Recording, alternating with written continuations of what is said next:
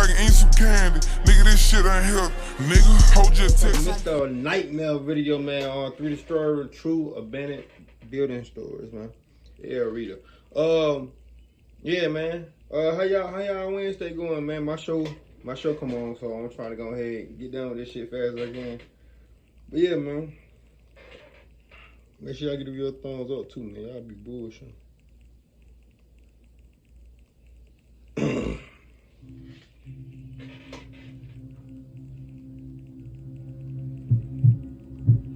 Chester.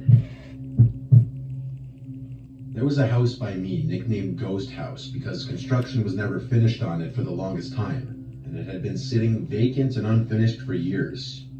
It was on an already kind of sketchy block with a lot of houses that appear to be either vacant or the owners of the houses just don't care about their properties because there's a lot of overgrown grass and weeds. My friends Jenny, Luca, Kylie, and I were bored just driving around town late one night.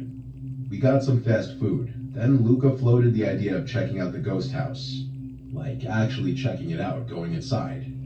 The girls were on board, and so of course, so was I too then. We parked a few houses down. This street only had one street light. The rest of it was dark, and a lot of the houses didn't have any lights on. So it really was a dark and kind of creepy block. Like I said, the neighboring houses seemed abandoned too, even though they weren't due to cars being in some of the driveways. We were all sure to be extra quiet getting out of the car and walking over to the ghost house. Seeing this unfinished 2-story house in the dead of night gave off eerie vibes for sure. Next up, we had to figure out a way in. Of course, we tried the front door and it was locked. We then walked around the house trying every window until one of them slid right open. Jenny was the smallest, so she climbed in through the window and then went to unlock the back door for us. Yeah, no. It was already unlocked, meaning anyone could have just walked right in. We entered the house that smelled like a mix of wood and some kind of rotten cat piss kind of smell. The first floor was a lot more finished than I was expecting. It was pretty big with lots of rooms, but there was no furniture. We kind of all split up, going different ways. I went up the stairs to the second floor, and up here was a bit more unfinished, with a lot of the wall framing exposed. I heard rustling around from downstairs, the sounds of my friends being a bit too loud, so I went shh really loud down the stairs. Upstairs was pretty empty, so I went back down to run into Jenny, who asked what's upstairs. I said it's a bit unfinished up there. She then proceeded to go upstairs and check it out anyway. I proceeded to look for the basement, and I found it beyond a brown door right under the stairs leading upstairs. As soon as I opened it, I got a whiff of that cat piss type smell I was talking about. I started walking down the steps. But how you know as I got to the bottom, I could see the basement. Hey, how you know what cat piss smell like? Imagine. Looked a little more decrepit than the rest of the house. The concrete floor was stained with some brownish, rusty-looking material. My first instinct was to think paint, but the color could also match blood. I looked around the mostly empty space and found in one corner a small wooden chair and a little table with a book on it. It was the Holy Bible. I heard footsteps coming down the steps. I said in a volume slightly above a whisper, "Yo, come check this out." When I heard no response, I turned around but didn't see anyone by the stairs. I said, "Who's there?" Then I noticed a girl sitting down, leaning on the wall. Only it took me a second to realize it wasn't Jenny or Kylie. It was some random woman with extremely long and messy hair looking right at me. Then I heard one of the girls upstairs screaming, followed by Luca calling my name saying, "Let's get out of here." The only words I could muster up were, "Holy shit." And I ran out of the basement and up the stairs. I saw my friends running out through the back door. I had no idea what they had seen, but I was right behind them. We ran back out front towards the car and didn't stop until we were in. I asked them as we started to drive away what they saw, because I saw some deranged-looking woman come down to the basement. Everyone was talking over each other, but one of the girls finally managed to explain that they saw 2 men standing in one of the empty rooms on the first floor. They saw some dark objects on the floor in that room, but they couldn't find out what they were in those brief seconds before running away. They didn't get a look at their faces, but they were men based on their statures. I don't know what the hell was going on in that house. If we ran into some satanic cult, or if we just ran into some homeless people. You couldn't pay me to... Either way, you fucked with them first. Just pointed out though. I mean, How all scary movies start? By people fucking. Well, some scary movies or some tragedies. They always fuck with the thing that kill them. Oh, y'all get what I'm trying to say. Shit. Ever go back to that Weed, house bro. again? I don't live in that town or state anymore, so I don't know what became of that house. But based on the most recent Google Maps picture from 2019, it still wasn't ever finished.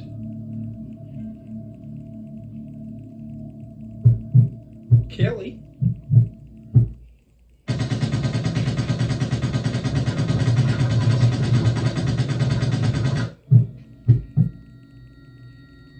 My friends and I live in a very nice area.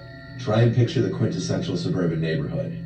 It's relatively quiet. I don't know what that People is. are used to the secluded, isolated feel it provides. The last place you'd expect anything dangerous to really happen. With the exception of what I'm about to tell you, my town radiated the calming silence you'd eventually come to crave. This happened a few summers ago, and as much as I try to resist it, I will never be able to erase the memory from my mind. Anyway, my friend Chaz and I had always been those kids to try to cause trouble wherever we could. Looking back, I struggle to justify our behavior. I guess it was our teenage manifestation of a rebellious spirit or some shit like that. Oh yeah. We lived on the same street and hung out after school every single day. Because our neighborhood consisted of nothing but very large houses and towering trees, we didn't usually have much to do on weekdays, unless we wanted to journey a few towns over. So we ended up making our own fun most of the time. In our neighborhood, there was a well-known mansion at the top of a hill that had been abandoned for as long as people could remember. It wasn't really special. Every kid who lived in my town had been inside. The rooms were essentially stripped of anything of value, and finding a Most definitely not trying to go in them bitches at all. I don't even play like wall that. that wasn't coated with multiple layers of spray paint was almost impossible. It was especially creepy because it stood at the edge of a massive cemetery. For Chaz and I, this cemetery mansion was a kind of default, a plan B if we will. If we had nothing else to do, we'd throw some graffiti up inside or just smoke and chill on the roof. This was one of those nights.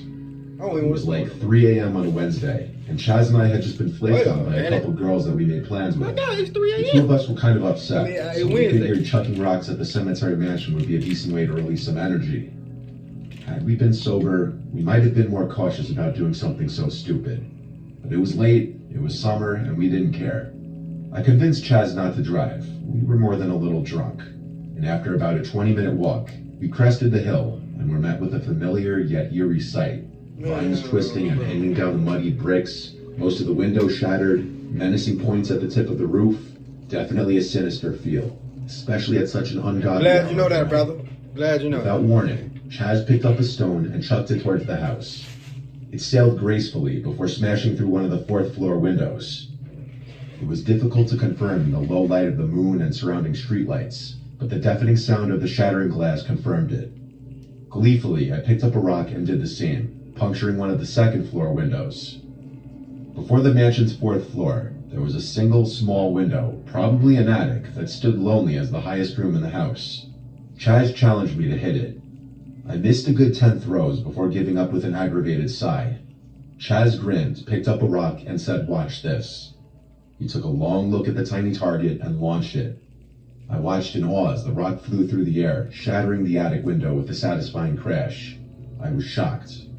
The two of us stood there for a second, admiring what just happened.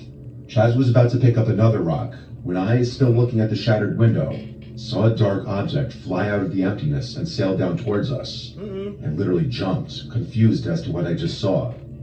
Chaz and I looked down at the rock that had just landed on the gravel in front of us. Oh, The Lord. exact same rock Chaz had just thrown. Oh God. It was easily recognizable, as it had a sort of Z imprint on one of the faces. The two of us stood there in silence, obviously a little shaken up. It was really late for other kids to be doing the same thing we were, but that was the only explanation we could come up with. We agreed that it must have been a group of teenagers trying to mess with us, an idea that actually excited us. The devious grins on our faces told the story. We were going to try and get the jump on them before they could scare us. The two of us quietly made our way to the front door, ducking under a thick vine that hung from the towering pillars above. The door was slightly ajar, but it opened. And y'all still proceed to go in. Alright, buddy. was. It had long since been misaligned from its hinges and didn't close properly. As quietly as we could, we stepped inside, our eyes adjusting to the minimal light and our noses to the smell of mildew and rotting wood. We slowly made our way up the creaky stairs, unable to silence the sound of shifting wood beneath our feet. We had made it to the 4th floor and were positioned at the base of the final staircase. Interestingly, we had never been up there. The entrance to the roof was on the opposite side of the house, and this room must have eluded us. Chaz took the lead, and I followed directly behind. The staircase led to a small wooden door, which we presumed was the attic door. Chaz put a hand on the doorknob, and even looked back at me. I nodded, and in one fluid motion, he flung the door open. Before I could even see anything, I was struck by the smell that made me take a few reactionary steps backward. It was disgusting. It smelled like death and rot. Something was clearly decaying in that room. Chaz covered his nose and entered. I was a little more hesitant to do so, but I decided that I'd rather be by his side than alone on a pitch-black staircase. The sight was even worse than the smell. We found ourselves staring at a tiny room, the floor of which a white pentagram was painted. There were a few unlit candles and a closet door that we didn't open. The smell seemed to be emanating from that closet, and I was worried Chaz would want to investigate more. To our surprise, the room was void of people.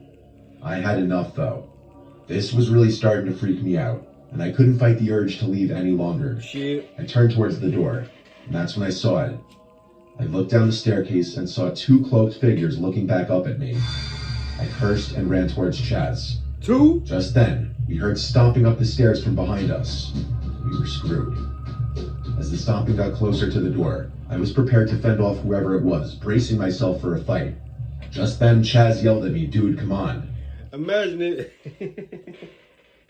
Imagine if it was Tish trying something asking to a fucking imagine. That'd be some fucked up shit. They try to act hard, they try to take over what you think. And then Kelly a bitch, ain't it? Man, what the bruh? I whipped around to see Chaz halfway out of the shattered window, presumably stepping on the roof. I hurriedly did the same, and the second I made it onto the roof, I heard the door forcefully open. We ran across the roof to the entrance we knew about, not wanting to wait to see if we were being followed. Had this situation not been so dire, I don't know if I would have been able to go through with our plan. The darkness made it nearly impossible to see. One wrong step and we would have been sent tumbling to our deaths. I followed close behind Chaz, and we made it to the roof entrance. It was a little hatch that led to a ladder. Chaz failed to open the hatch up. It was locked from the inside. And just then, we heard a booming voice ring out from somewhere in the distance. "They went that way," yelled a freakishly deep voice. To this day, it was the scariest thing I've ever heard anyone say. Without thinking, I stomped on the hatch as hard as I could with my right foot, and it gave way and it crashed loud enough to reveal our position to anyone in the house, let alone someone chasing us on the roof. The force of the impact caused me to fall into the hole, and had it not been for my hands reflexively grabbing the ladder, I wouldn't have been seriously hurt. Chaz screamed at me to go, so I climbed down as fast as I could, trying to ignore the pain in my leg. The 2 of us sprinted down the other staircase and burst out the back door, jumping the fence and running into the cemetery. Chaz seemed to be fine. He was literally... See, these bad stories happen because of them. Literally, it's because they going. I, on the other hand, was so scared I could barely think. I never thought squatting behind a gravestone in a cemetery could be so comforting. Chaz and I maintained a watchful eye on the mansion, half expecting someone to be following us. We waited, and just when we thought the coast was clear, we saw a group of 4 or 5 cloaked figures circling the property, frantically searching under bushes and trees. The 2 of us crept closer into the cemetery, until we were sure there was no chance we could be spotted in the darkness. We hopped the backside fence, and haven't been back to that house since. I can only assume that we stumbled upon some kind of cult meeting or ritual. Why they decided to do it in an abandoned house is some... Why did you decide to go? If it was a cult, that was minding their business, regardless of a cult. They were minding of a crew, of a gang. They was minding their business. Even though they probably weren't supposed to be in that abandoned house. You went inside the abandoned house and fucked with them. So now they thinking they gotta defend themselves. I say, these people I don't. still ask myself. You know.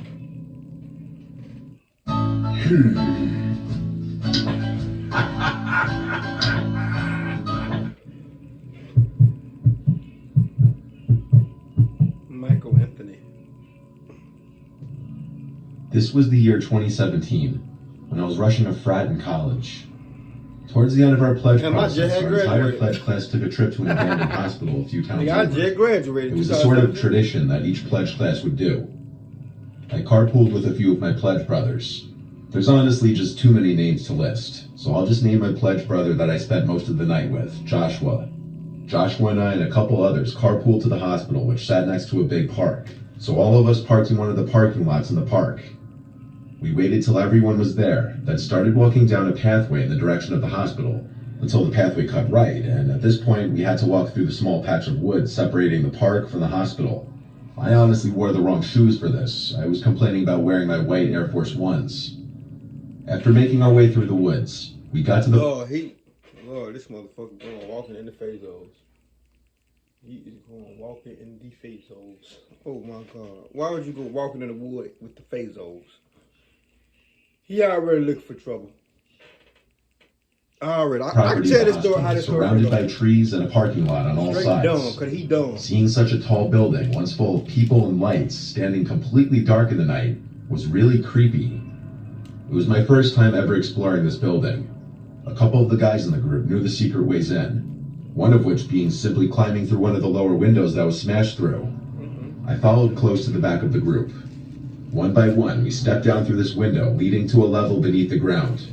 The floor on this level was wet, making me really regret my shoe choice now. Joshua and I stayed in the back, following behind the rest. There were like 10 of us, so being in such a large group took away most of the scariness of being in a place like this. We went up the stairs. Everyone's steps echoed through the building. We traversed the creepy hallways that had been abandoned for decades. The walls surprisingly not littered with graffiti.